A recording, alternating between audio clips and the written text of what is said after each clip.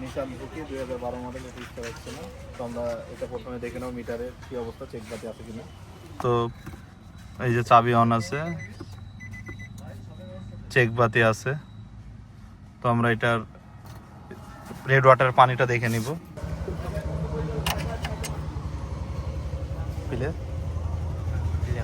পানি নাই, তো আমরা এটা পানি ঢেলে নেব আগে।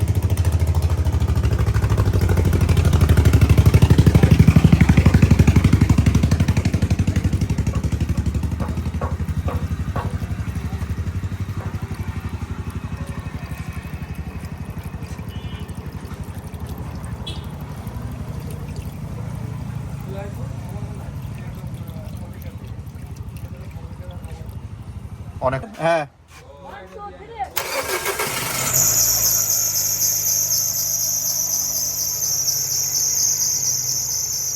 পানি।